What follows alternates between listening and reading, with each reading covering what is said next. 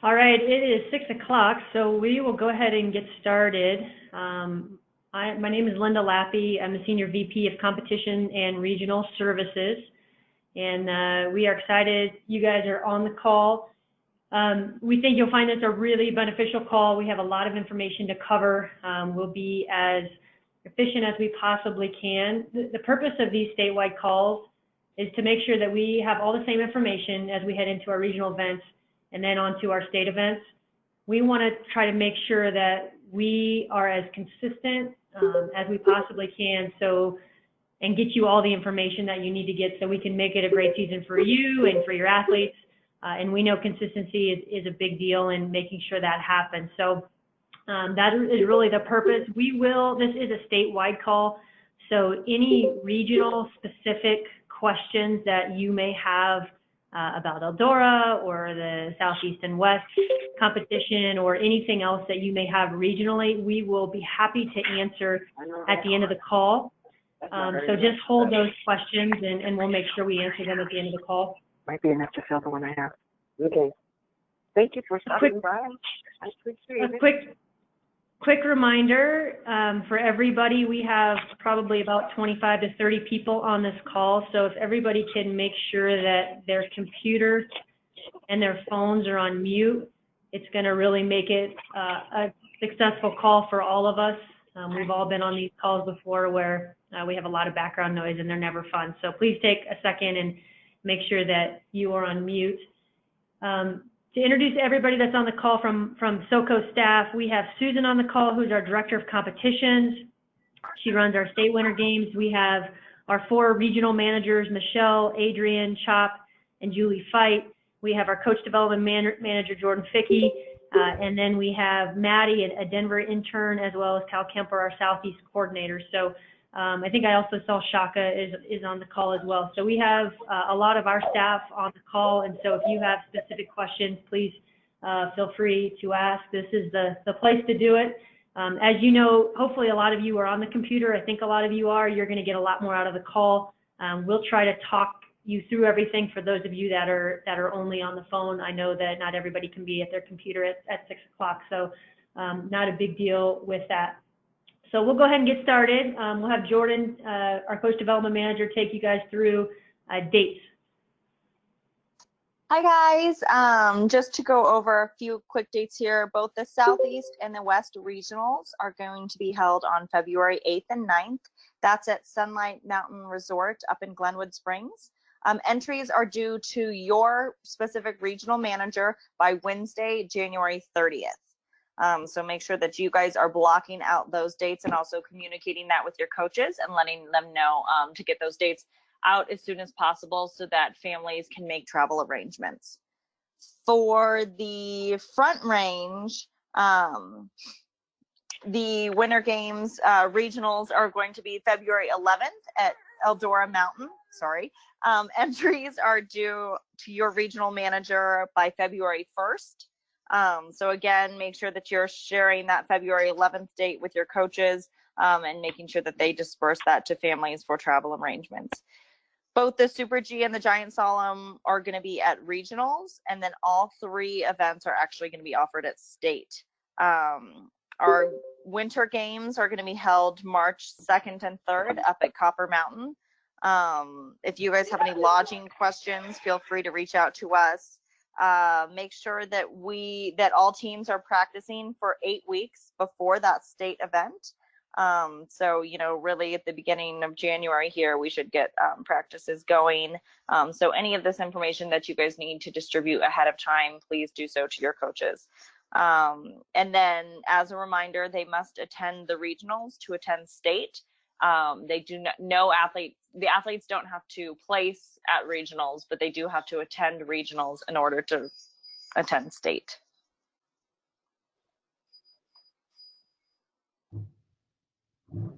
Any questions there? Great. Yeah, okay, guys.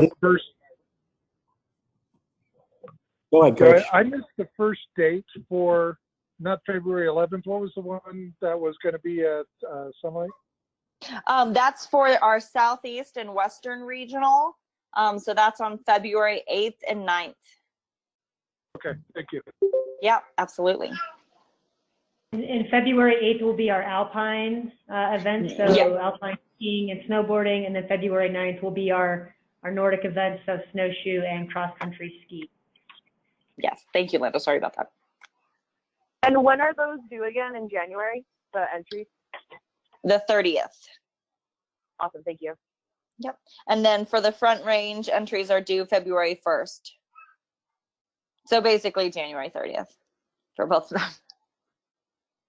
And just so you guys know, Eldora is the same event. We just changed the name from Tri-Region Winter Games to Front Range Winter Games, so all of that is the same except for the title of the event. And just to make sure all these dates are on the email or will be sent by email also, correct?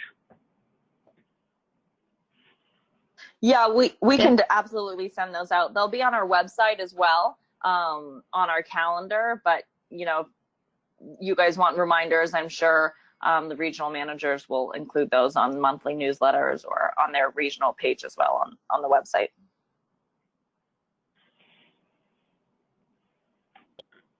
All right, Susan, you want to take us through preseason information? Certainly. I am hoping everyone is getting as excited about all the snow that we're getting as I am. I think we have much more this year than we had last year, probably even at our winter games, so that's super exciting. For those of you guys who are going to be participating in training, you should have gotten your information. If you did not, stay on the line afterwards and I'll make sure I get it to you. So the training is the 8-week trainings that are up at Copper Mountain.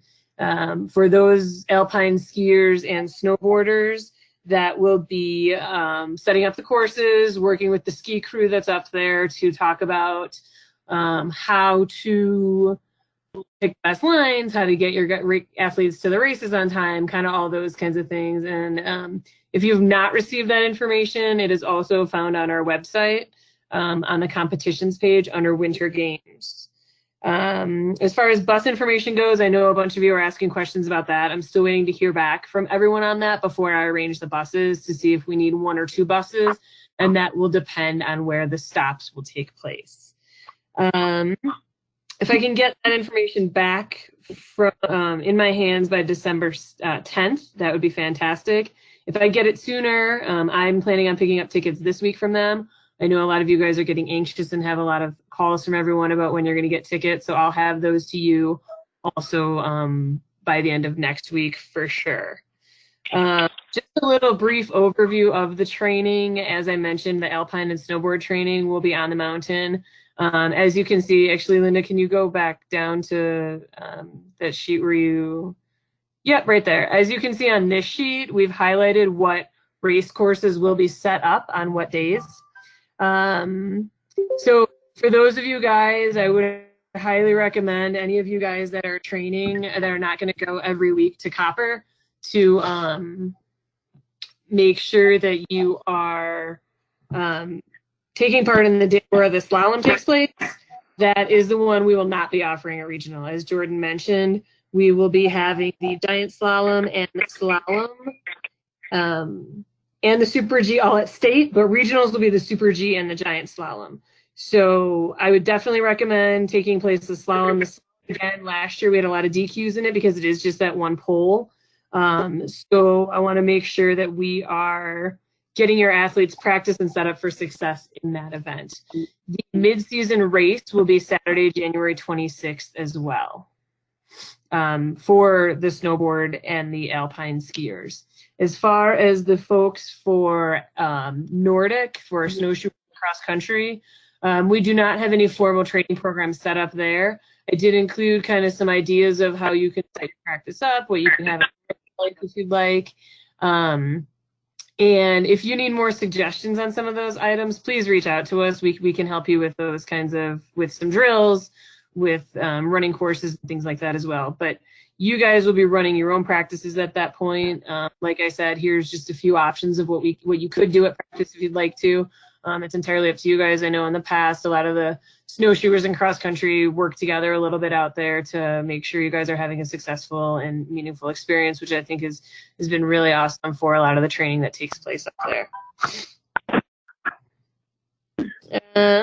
Do you guys have any questions on any of those informations? Again, we start January 5th and we go every Saturday right up to Winter Games, which will be March 2nd and 3rd this year.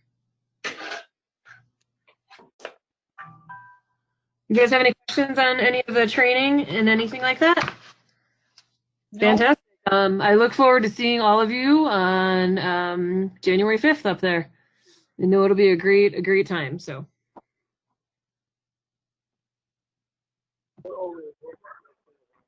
Snow is good up here.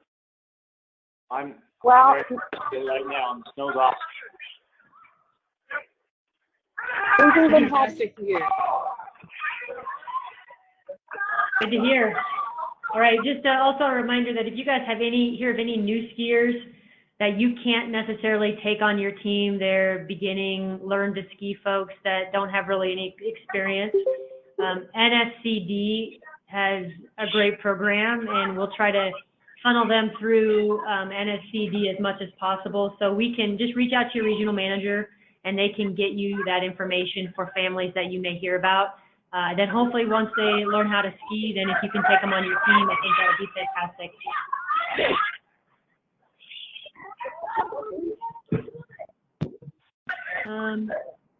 Everybody on the phone, can you make sure that you are on mute? I'm hearing a lot of background noise from somebody on the phone that I can't necessarily mute. So please make sure your phone is on mute. All right, we will get into forms and entry forms, coach rosters, all the paperwork that we need to have you guys complete prior to your regional competition.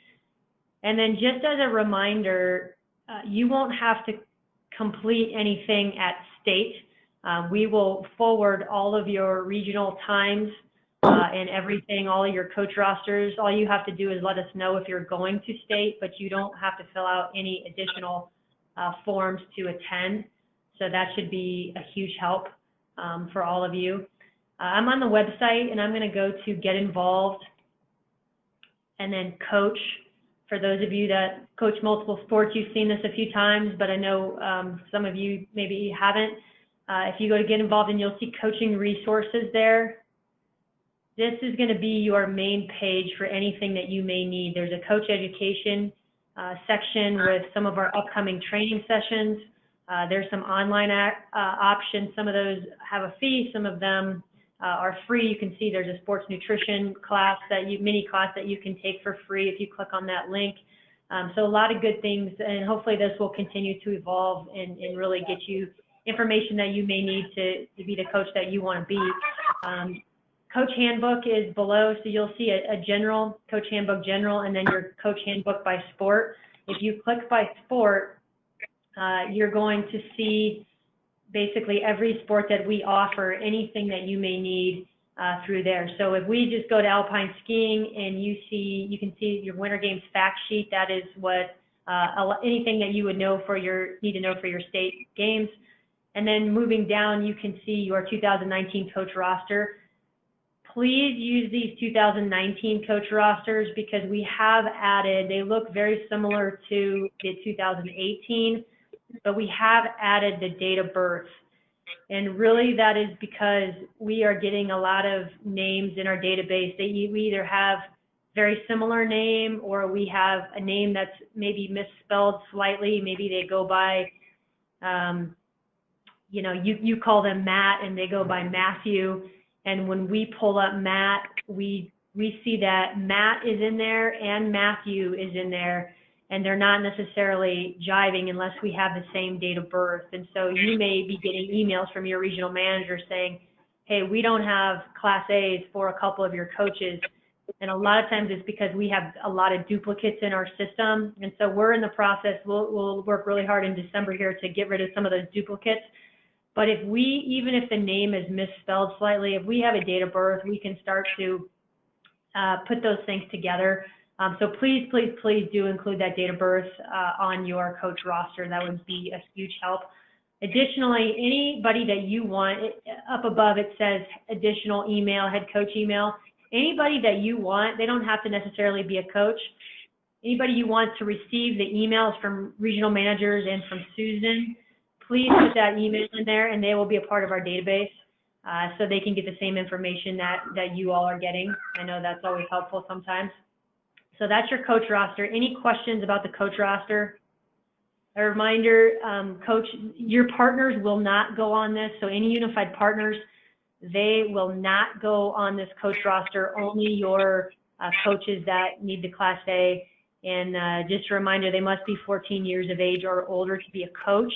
And then anybody over the age of 18 has to complete the concussion awareness training and also a background check. Anybody younger than that won't have to do those two things, which will be a really easy process for them. All right, moving on to the entry forms. You'll see for each sport, if I'm coaching alpine skiing, you can see alpine and snowboard will be the same entry form. We've included a sample. Don't fill out the sample, but this is just something for you to look at to know exactly what we need filled out, how to fill it out. I know these forms have a ton of information on them. We have tried to include more than one sheet, and so you don't have to copy and paste and send 8 different documents if you have a big team. You should be able to just fill those out. So basically all the general information, again, all your coaches' names at the top. And then you can see there's a piece that says, do you want to attend the state competition? And so you can check yes if you want to attend state, and we'll make sure we get out everything to you. But basically, we need really accurate times in all of these. I know that's why that January 26th session is really important up at Copper Mountain, where they do kind of more of a formal race day sort of training. So if you don't attend Copper all of the time, but you want to spend a couple weeks to go up there, January 26th is a great week to go up because you can really get some legit times for your athletes. The better times we have, obviously, the better we can division and the more fair the competition will be for everybody involved. And I always say think of the other athlete that may be competing against your athlete, whether your time is really slow and slower than it should be, and then they compete and they get beat because you were in the same division, or on the reverse too. I think athletes love good competition, and so don't make your athletes faster than they actually are to where it goes the other way too. When they get to competition, they really get beat by a lot. So just be really careful. I know it's really tough to get times, especially for alpine and snowboarding, but please do your best to get as good a time as you possibly can. Any questions with the entry forms? Yeah, Linda, it's Chelsea. I have a question. Sure. In terms of times from last year, can you guys send out maybe their times from last year at state? Like, we practiced at Eldora before regionals, and so if I could just use the times from last year's, most of my guys would be pretty similar. Okay, great. Yeah, Susan can get you guys out those times from state. That's a great call. Yeah, and hi, this is Allison. If we don't have times for them or we have difficulty getting them, can y'all just use their times from last year for starters? We may have some health reasons that they don't go for a couple weeks or something like that. And I'll let you answer that. This is yeah, that's fine. We can, Allison, we can figure that out on a case-by-case basis if we need to. That's not a problem. Cool. This is Carolyn from Montrose. I wondered if the entry forms you can fill online now. Yes, you can. So if you go to that Alpine Snowboard entry form, that is a fillable document. Is that true also of snowshoeing, because that's what we do? Okay, yep, everything is fillable. Every document that we'll have from here on out is a fillable PDF. Be sure to download and save it to your computer. So don't fill it out. When you click on that link, so cross country, ski entry form, and my Adobe isn't being very cooperative right now. But they'll be in Adobe, so you have to have that. But once you see that entry form, you will want to download that and save it before you start filling it out. Don't fill out the one when you pull it up on your computer, or you're going to fill it all out and you're going to go and try to save it. And when you pull it back up, it will be blank. And that will be really frustrating. So please, please, please do that. Fill it out online, save it, and then you can send it to whoever you need to send it to.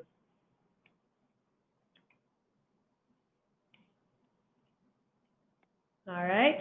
Any other questions? We can send it. Oh, go ahead. We can send it right to the area director then? Yeah, send it. You're going to send it to your regional director. Yep. Okay, thank you. Mm-hmm.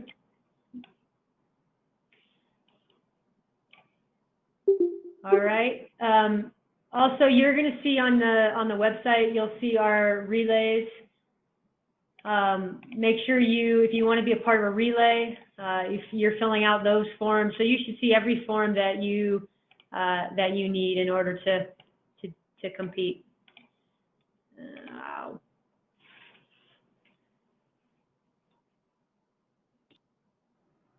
All right. I have And a then quick question. Okay. Sorry, this is Allison. I have a quick question.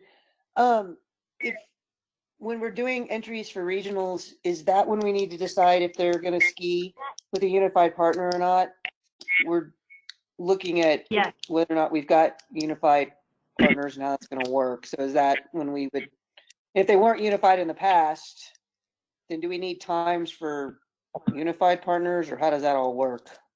Yeah, yes, if you're going to ski with the unified partner, which I think is a great idea always, if you have partners, you'll need the time for them, and they'll need to run the same races at regional.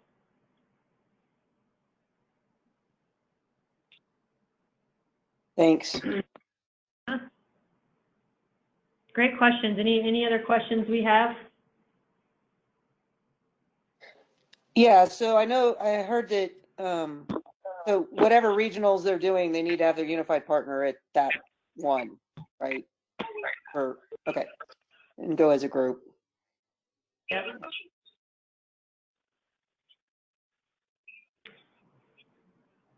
All right, and just a reminder, I know we've mentioned this at a couple other meetings that we had. If you have an athlete that, I see a lot of this from beginner to intermediate.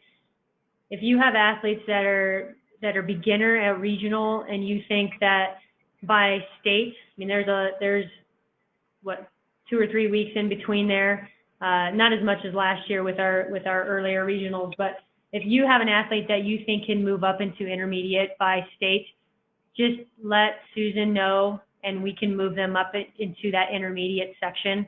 We just want to make sure that we're challenging our athletes. There's nothing worse than to be on the beginner hill and somebody is so completely bored with that hill, and they may win a gold, but really, as coaches, try to really challenge your athletes to get to their best. And I think when that happens, we don't want to limit them, and we don't want to make them stay on the beginner hill if they're ready for that intermediate. So just pay special attention to that. Same thing with intermediate to advanced.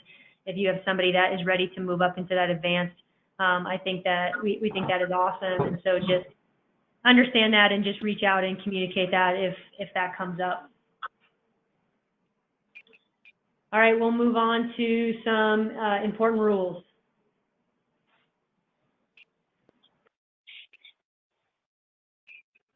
All right, just a few things to cover.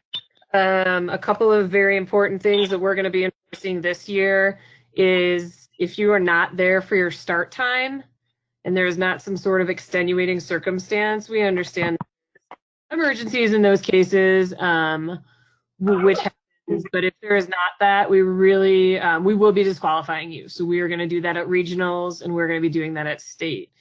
With that being said, we want to help set you guys up for success. So we'll also, those of you guys, for snowshoeing, cross country, you guys are pretty good. You're kind of in that area, so this shouldn't affect you too much. But those of you on the hill, I know it's tough once you get everyone seated and dressed and get their boots on and get to the lift and all those kinds of things. So we're going to kind of provide you with a little breakdown of just kind of basic times. How long does it take to get from, back of the line on a busier day to the top of various lifts? We'll provide you with some of that information. But like I said, unless there's some extenuating circumstances, and I know last year we had issues with the lifts. That's obviously something that we can't control. So that's something we'll be flexible, and we will work on our end with you to figure out the order of folks and things like that. We did have some conversations at a clinic recently about just giving people a time period to ski in.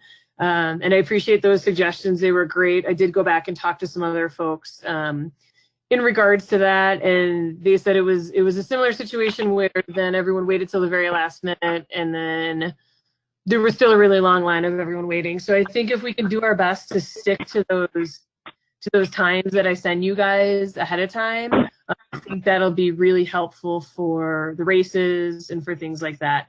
Again, we were at a clinic and there was some great information kind of on staging and things like that. So we're going to work on our end to make sure that we have those kinks ironed out. But if we can work with you to make sure you get your athletes to the top of the hill on time when their start time is, that would be great.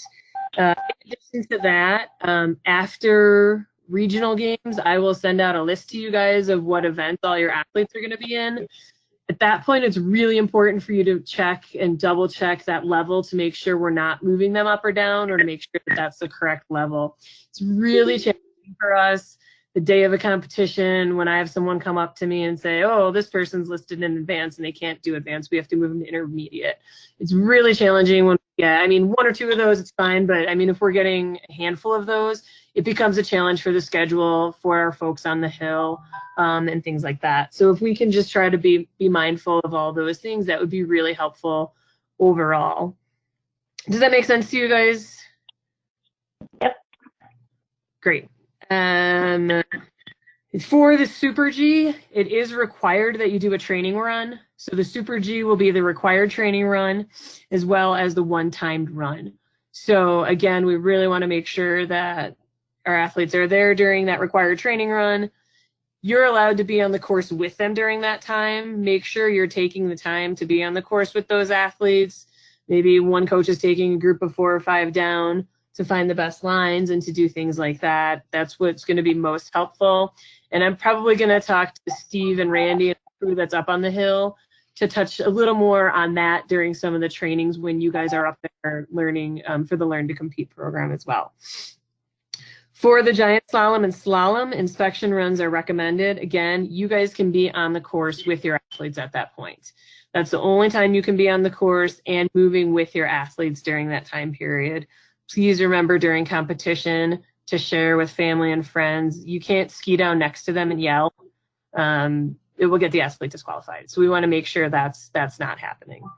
Last year we also ran into some issues with our timing system.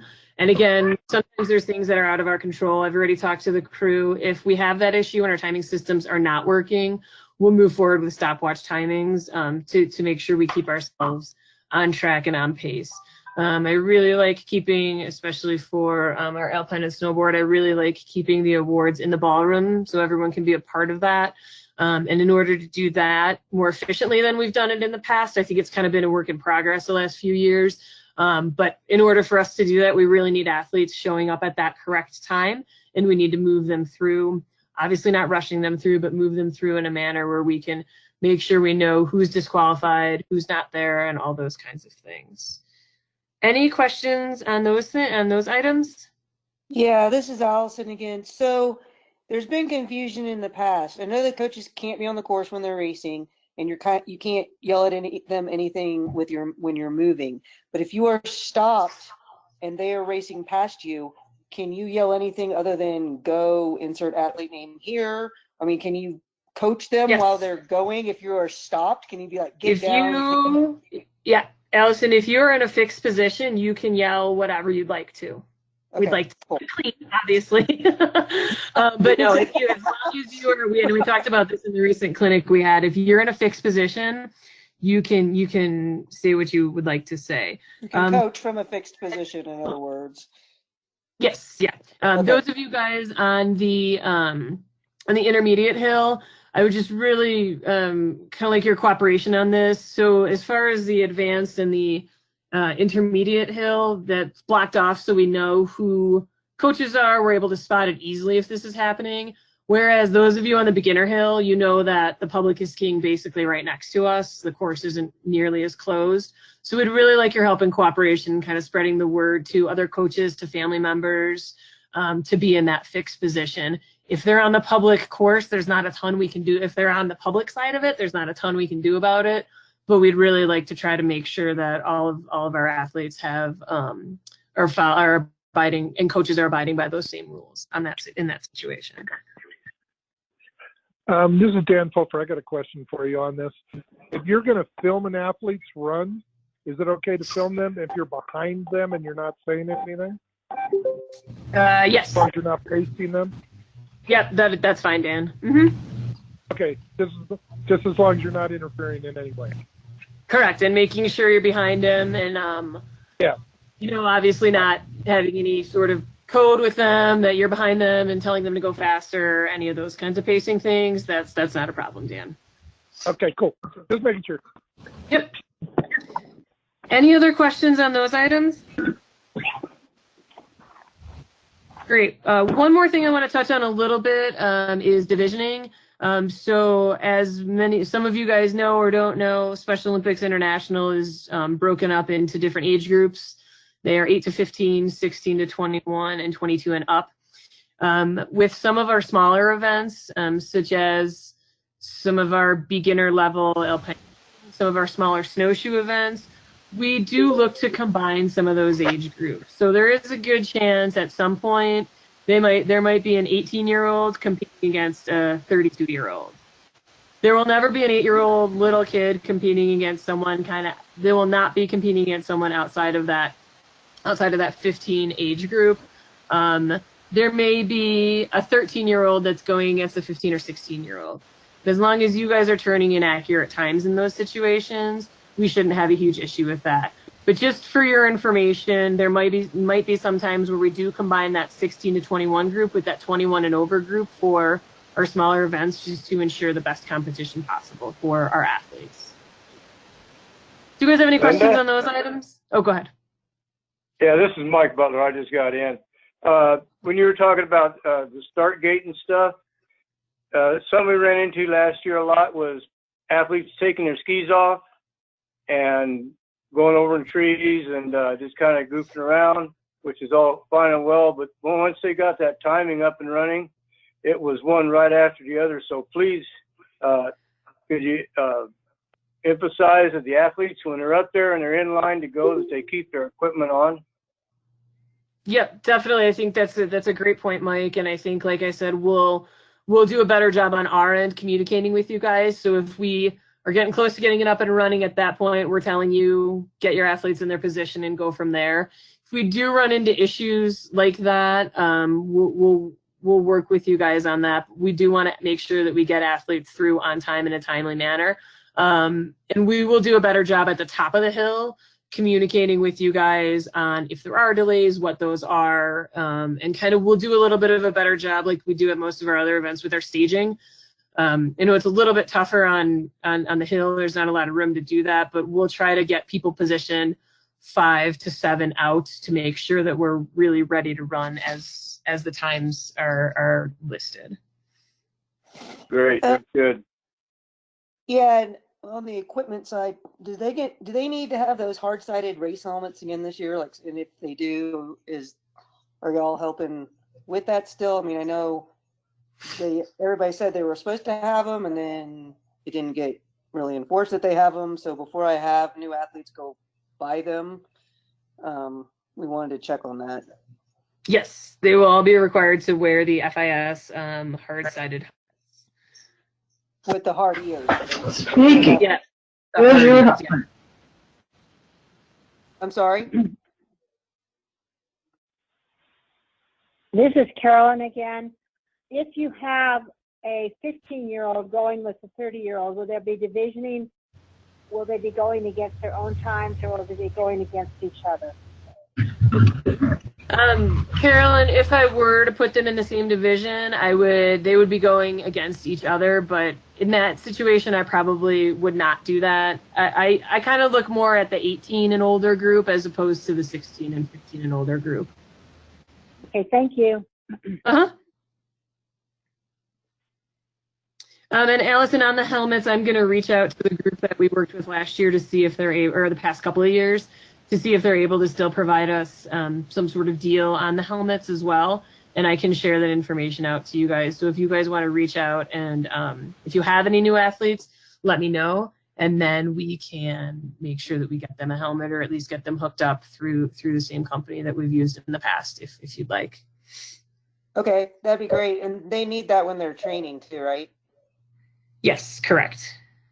That's enough.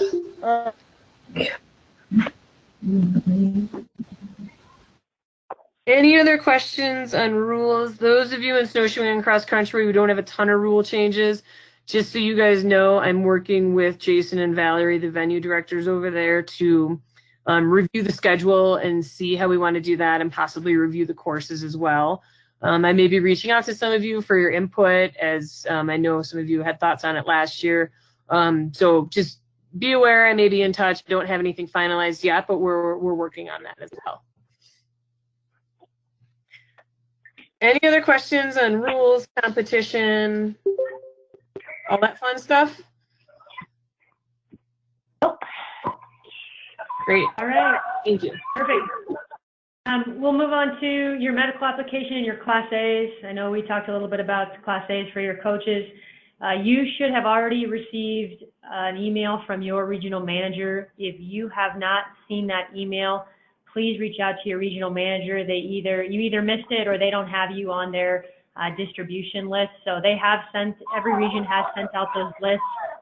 If you have partners or athletes that you anticipate adding to your team, they don't know that. They're just pulling your rosters from last year.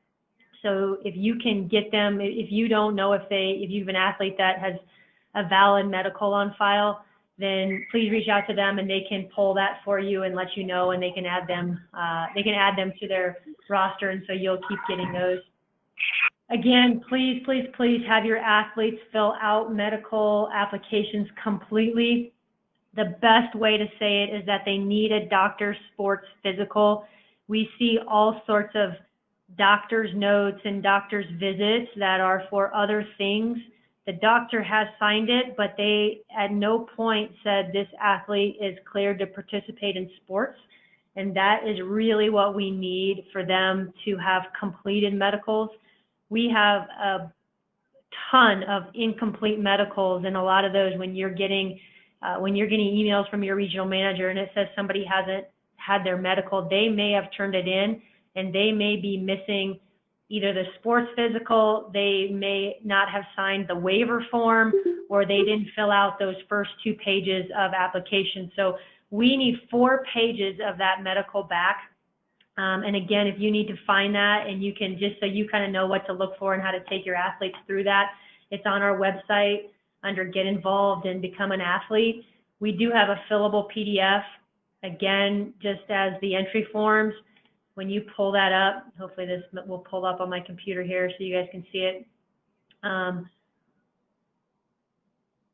that the fillable? Yeah, there it was.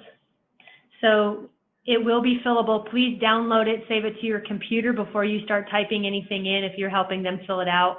And that's also something you can just make sure that they are aware of as well. And so all of those fields are fillable. And so as much as you can do that online, the better. That way all of those pages are completed. A lot of times we don't. You can see this release form. If they don't have the release form, it's an invalid medical. If they don't have, they can fill out any sports physical form. The coaches do not, the athletes do not have to take this page to their doctor. So if they forget it and they go and they get a physical from their doctor, the doctors will have a sports physical on file. That one is fine. We just need to make sure it's the right one. Any questions with medicals? Class A should be pretty easy. All the process is online. There's a link for that. And so it takes you through the application, then it just automatically takes you through the concussion and the background test or the background check as well. So that should be, I think you guys have realized that's starting to be a pretty easy process to get people through. Again, if you have unified partners, they will go through that Class A process as well. Any questions about medical applications, where to find that information, and what exactly we need? All right, let's move on into fundraising. So, oh, go ahead. Is there a question?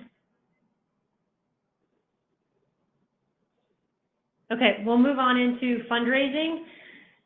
So obviously, skiing is one of our most expensive sports. We talked about getting the helmets. We know those are expensive. We know gear is expensive.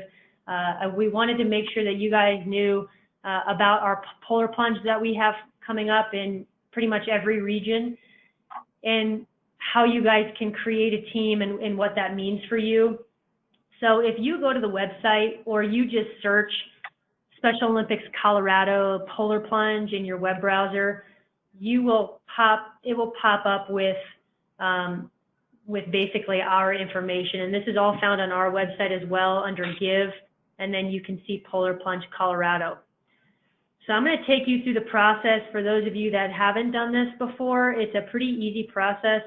You're going to go to register, and you can also promote this with your businesses, your companies, friends, all of those people. And so you can see all of the locations that we have polar plunges. So let's say I'm going to sign up for the Fort Collins March 9th polar plunge, and I'm going to take you through how to create a team. So it just pulls up here. You're going to see register or donate. You're going to hit register, and then you can see how would you like to register as an individual. You can join a team. So this is how you would tell people if you've already created a team for the Colorado Caribou and you want to invite other people to join your team, you're going to want to make sure they hit join a team. But for you in creating a team, you'll hit this create a team. You'll go through here and you'll put in Colorado Caribou. Actually, I'm going to do one that so Erie Tigers Youth. I'm going to make a $2,000 team fundraising goal. I can leave that team page headline. As a note, so how this is going to funnel back into your local programs. So if you raise, because Polar Plunge is a way that we raise money for everything that we do through the entire year. If you raise over $1,000 on your team for your local program, you can keep 50% of that. It will funnel back into your local program. So I raised $2,000. I automatically get $1,000 right into the Erie local program. Okay, if you raise less than $1,000, if you raise $500 to $1,000, you get 25% of that back into your program. And if you raise less than $500, it all goes just into the general Special Olympics Colorado fund. Any questions with how that works? So I know that there's been some confusion in the past. I think the Northeast finally kind of understands how that works. Southeast, I know Michelle runs a plunge down there, and then we obviously have the plunges throughout Aurora and Denver area as well. So again, if you raise over $1,000, we automatically put half of that back into your local program account to use however you want for athletes, for your helmets, for skis, whatever you need. So I'm going to go through here and I'm just going to create the team. You can see that category that comes up. Please select the team challenge category. I am going to be 100% sure that I put SoCo local program, because this is how we know none of these other groups will get any money back to them. It'll all just go into the general fund. You guys are the only program that will get 50% coming back to you. So I'm going to go put SoCo local program, and then I'm going to register my team. And then you're going to see the next bit of information there. Okay, so you're just going to kind of go through. I can order tickets, I can register, plunge registration, $75 to plunge. I can order my tickets, and then I can just keep going through, and you can kind of just follow everything from there. So that's how you're going to do it. And then when you reach out to your people, when your team, your parents, and they reach out to their people, they just need to make sure that they join. They don't join as an individual. They're going to join, the Colorado Caribou Polar Plunge team. And then you guys will go all plunge together. Any questions with Polar Plunge and how that might look for your programs? Yeah, quick question on that from a corporate standpoint. If we want to, can we sign up our corporation as a local program? And deem where that goes to, what local program that goes to? Yes, I believe so. Chop, can you confirm that? I don't think that matters. Technically, no. That has to be under the local program page. So if you were to raise money, you're better off creating a plunge page for your local program and then sending out. When you create the plunge page itself, we'll send you a link immediately once you sign up, and that's the link you'll share. I've always been that we've had to. So, if, for example, if you're going to do the Erie Tigers Youth, just promote it within your company that would be the team. If you sign it up as Coca-Cola refreshments and you're raising money for that, you can't designate where your plunge money goes because the plunge people will take that as you're just raising money for the plunge. Does that make sense? So to play it safe, you're better off just either fundraising for that team or starting the local program team as the plunge team name. Okay, got it. Does that make sense?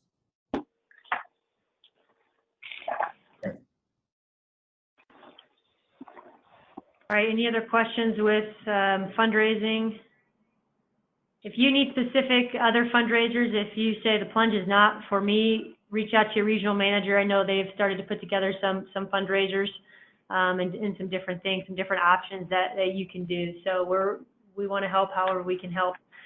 The one thing we do say is please, please, please, coaches, do not apply for any grant without going through your local program. So, or through your regional manager. So a lot of grants have a lot of stipulations. So for instance, there was a grant that a team got that potentially we were also targeting from the state office, and that team got, maybe $500 for 3 years each year.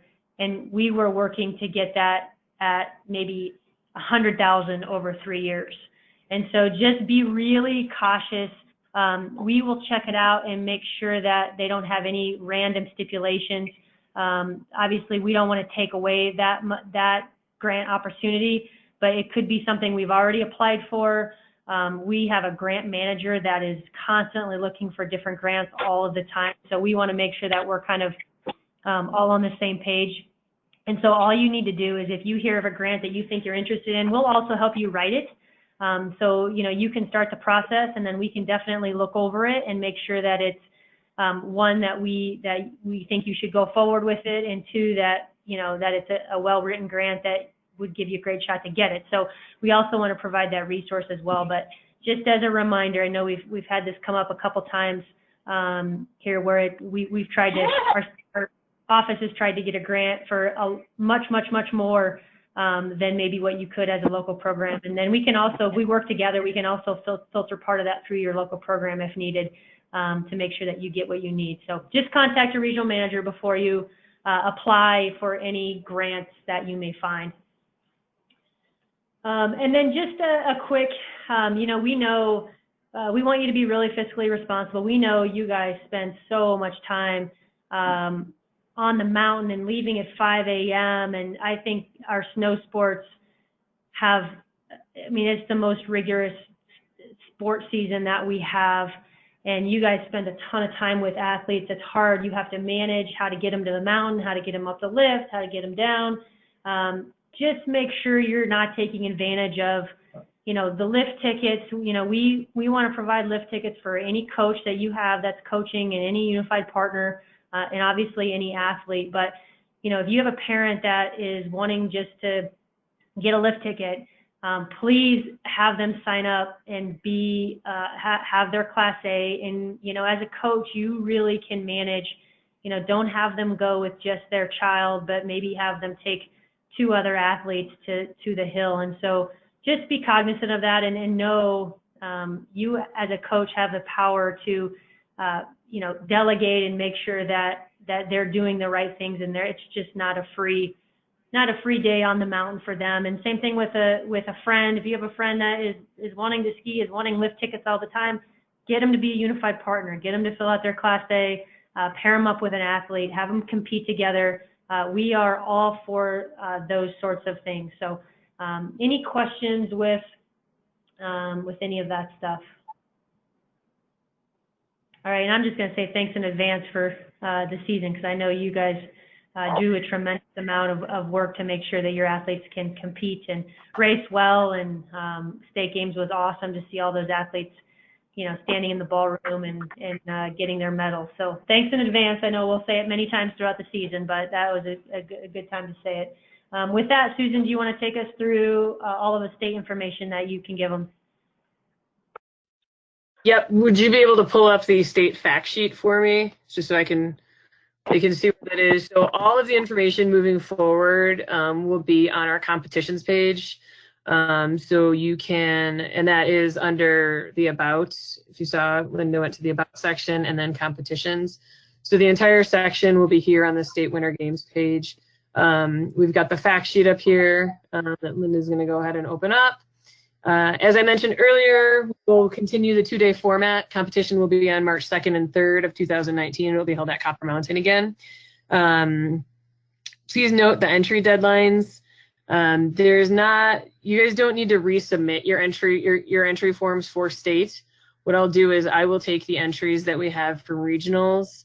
I will put them into our games, and then at that point, all you'll need to do is double check what I send to you. So at that point, it's pretty important to double check the levels, the times, those kinds of things. If we did have a DQ, I'll probably reach out to you and touch base. We want to make, for example, if we have a DQ on the intermediate hill, and it was something simple like they just missed a gate or something like that, we'll go ahead and move them forward. However, if they have a DQ on the intermediate hill and it's just something that was over their head and they should not have been on that hill, we'll want to make sure we set them up for success at state. And we'll chat about moving them down to that novice hill as well. So if they do DQ in an event, they can advance to state. We'll just be in contact, kind of what the reason for the DQ was, what happened, making sure again that we just don't run into the same situation at state. Again, we will be offering at state, we'll be offering the Super G, the giant slalom, the slalom. All of these events will take place. We'll have for the sit ski and for tethered, and that's on ski and on snowboard as well. And we do offer unified in all those events. And the unified, if you're not familiar with it, for alpine is the total time. Snowboard, and also I will take one step back to let you know that in alpine skiing and in snowboard, we do offer lead-up events. We had, I think Pete had one athlete last year in the snowboard lead-up event, and we've had athletes in the lead-up alpine event as well. You're not going up on the hill, you're just doing basic skills on the ground. So if that's something you think is suitable for your athletes, please just reach out to me individually. There's not anything on the entry form for it. So we'll just need to work together to get that set up, just because it hasn't been a big group in the past, but we are happy to offer that. So again, in snowboarding, we're going to be doing the Super G, the giant slalom, the slalom unified, and that will also be offered in the tether. And the levels offered will be novice, intermediate, and advanced. As far as cross-country skiing, we'll have various distances as well, and we'll have unified races, and the same thing in snowshoeing. The unified races for cross-country skiing and snowshoeing is the time of both of the athletes, as the athletes cross the finish line. So typically, if they're not crossing together, they're crossing pretty close, so that's the time that we use for that. We do also offer cross-country ski and snowshoe relay races. We offer traditional and unified.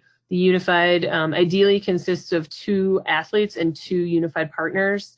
If you end up having 3 athletes and 1 partner, we can make that work as well, but ideally we want that ratio to be the same. The schedule for state games will be pretty similar to what it was last year. Things will start around 11:30 that Saturday morning. We will do awards once things are completed that day.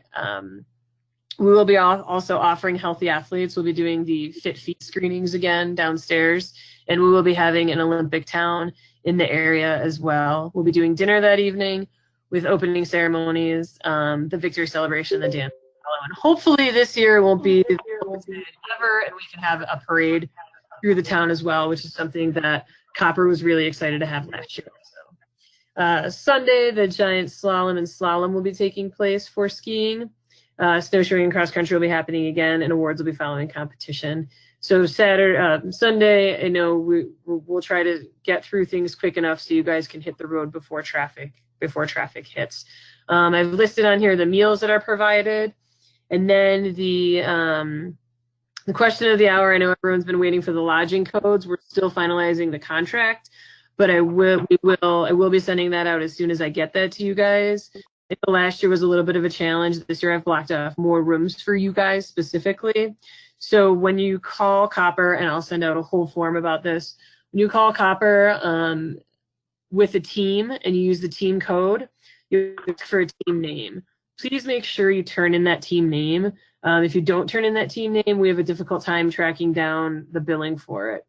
All of the rooms will be billed to Special Olympics, and then we will pull the information out of your account after the games are finished once we get our final bill.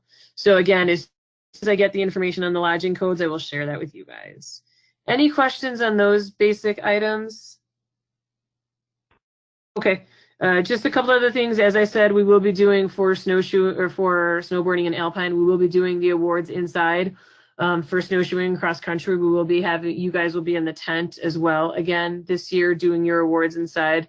I would like to encourage the snowshoe and cross country folks to make sure you come over to the ballroom once you guys are finished, not only for dinner, but for the Olympic town that'll be taking place and everything prior to opening ceremonies.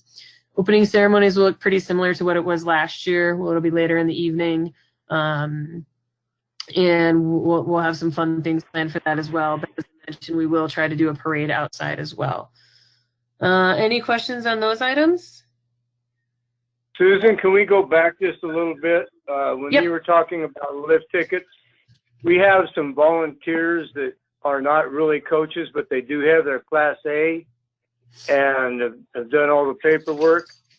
Can we use those people as volunteers and get a lift ticket for them not being signed up as coaches? So more so as helping out as a day of volunteer? Yes, ma'am. So we put them on the course and they'd be a course monitor and things like that. Yeah, they can go ahead.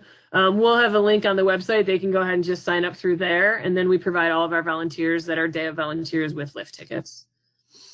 Okay, thank you. Now, I got in late. We're going to try and ski at Cooper Hill. First couple practices that we have. Is that okay with Cooper if we have volunteers other than coaches and athletes? If we have one or two volunteers, are they going to be able to get the discounted lift tickets also? You'll have to check with Michelle on that, Mike. I don't deal with Cooper very much, so you'll have to check with Michelle on that one. Okay, Mike, great. That should be totally fine as long as they're listed as part of your team. You don't have to go into specifics, but since they will be there about state and regionals, I do not see a problem. Okay, thank you. So Mike, just put those guys on your coach roster, and then it sounds like they already have Class A's anyway, so they would just be your assistant coach volunteers. You can call them whatever you want, but just put them on your coach roster so we know, and if there's any questions. Okay, will that affect our 4-to-1 ratio then if we use those folks? I'll reach out to you, Mike. I can reach out to you. Okay, thank you. If you want to put stars next to their name, that would be a good indicator of those individuals, so that we can kind of take it from there once I get your paperwork. All right, thanks. Thanks, Michelle. One other thing that we will also have this year that those of you may remember last year, we had our young athletes participating over at Snowshoe Cross Country, and then they were on a hill for a Learn to Ski portion. We do have some young athletes that are actually going to be, sorry, I apologize. They were on the on the beginner slope. We do have some young athletes that are actually going to be competing in races on the hill, so they may be on the novice hill.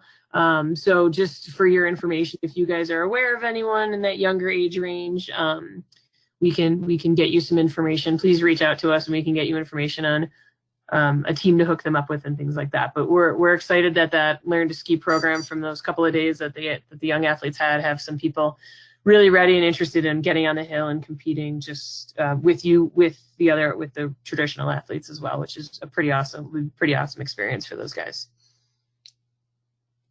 Great, that's good. Do you guys have any other questions in regards to the state competition in March?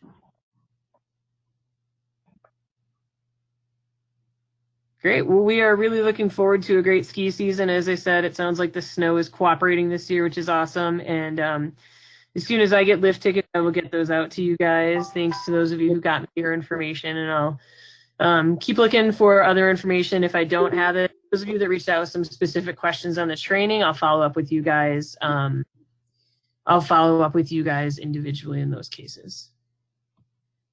Thank you, Susan. All right, thank you, coaches, for getting on tonight. Hopefully it was great information for you all. If you guys have any region-specific questions or any questions that you weren't able to ask or didn't feel comfortable asking with the larger group, we will definitely stay online. You have all the regional managers and all of our staff online, and we can answer any of those specific questions either to your team or to your region. So thanks, everybody, for logging on, and you guys have a great season. Thanks. Bye. Thank you very much. Thank you. Bye.